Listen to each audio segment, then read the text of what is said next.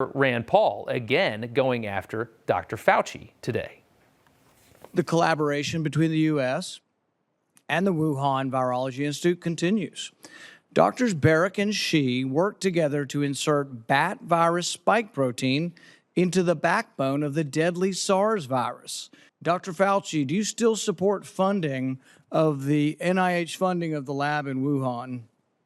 Senator Paul, with all due respect, you are entirely and completely incorrect. So who's got it right here? And what is this research that taxpayer dollars are allegedly funding? Let's ask the man himself. Kentucky Senator Rand Paul joins us tonight. And Senator Paul, thank you so much for taking the time, sir. No problem. I want to play a little bit more of your exchange with Dr. Fauci from today. Let's go ahead and take a listen. Will you, in front of this group, categorically say that the COVID-19 could not have occurred through serial passage in a laboratory? I do not have any accounting of what the Chinese may have done, and I'm fully in favor of any further investigation. The NIH and NIAID categorically has not funded gain-of-function research to be conducted in the Wuhan Institute of Virology. You do support it in the U.S. We have 11 labs doing it, and you have allowed it here. All right, so that's just some of it. Talk a little bit about what exactly gain of function is, and do you believe what Dr. Fauci told you today? No, he was being dishonest. In fact, one of the main papers that was published by Dr. Shi in Wuhan Institute says in the byline, funded by NIH and funded specifically by the NIAI, which is AID, which is Fauci's group. So no, he completely dissembled on that. He's leading you to believe something that's not true. But gain of function is this. They take an animal virus and then they juice it up either through recombinant DNA or RNA circumstances or by passing it through cellular cultures. So they might start out with a broth that's 90% mice and 10% human cell broth, and then they keep changing it till it's ultimately 99% human and 1% mouse, and they find cells that will adapt and grow in the human tissue that aren't supposed to grow in human tissue. Here's the danger. SARS was a virus like COVID in 2004. It had a 15% mortality. They took this, they doctored it up with a new protein, and then they humanized it. They allowed it to grow in human cells. If that got out of the lab, 15% mortality would be, instead of 3 million people dying like we have now, would be 45 million people. This kind of stuff needs to be watched. And do we trust the Chinese enough? And why in the heck are we giving money to the Chinese anyway? I thought they were a rich country. Why don't they fund their own damn research? Great question. Well, why do we give the Chinese money to do anything is my question. And who trusts what they say they're doing with it?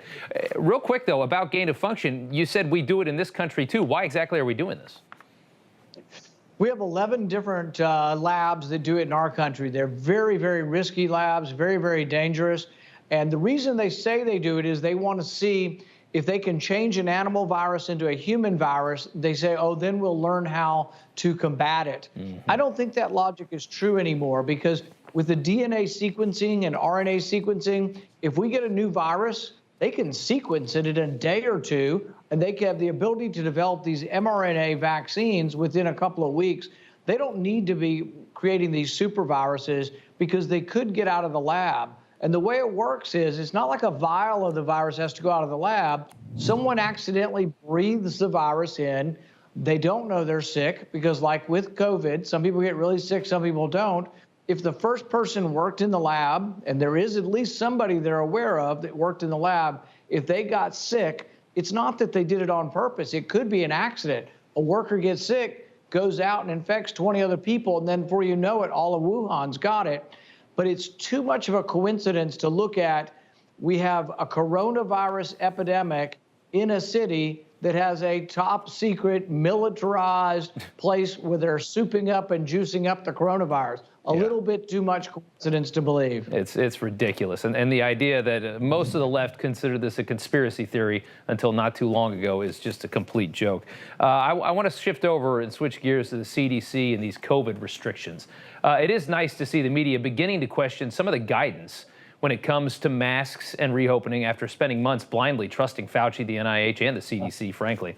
The New York Times, big story today, a lot of people talking about. A quote here, there is not a single documented COVID infection anywhere in the world from casual outdoor interactions.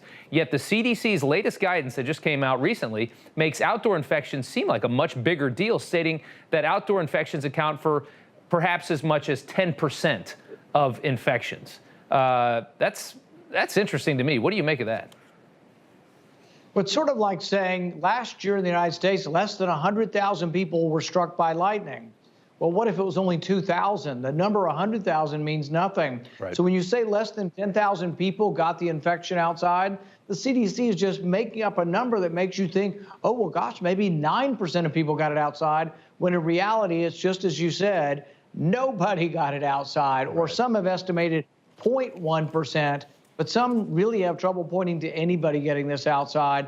You know, it's largely theater, but it's theater that's disrupted our lives. It's made our children fearful of air, fearful of being outside.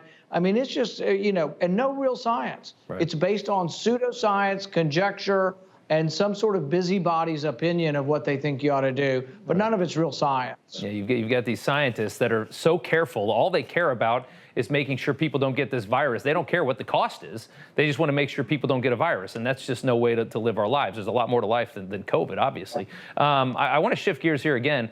The Senate taking up the Democrats' new voting bill. That would, among other things, push just mass mail-in voting, absentee everywhere you go. Republican states have been passing election integrity laws kind of in the face of this. It led to an exchange between Chuck Schumer and Mitch McConnell today. Take a look. Here in the 21st century, we are witnessing an attempt at the greatest contraction of voting rights since the end of Reconstruction and the beginning of Jim Crow. We aren't going to let one party take over our democracy under the false pretense of saving it. I thought that was a great line by McConnell. What did you make of that? Well, here's the thing. What Chuck Schumer said is just blatantly false. Yeah. People are voting at higher percentages than they ever have.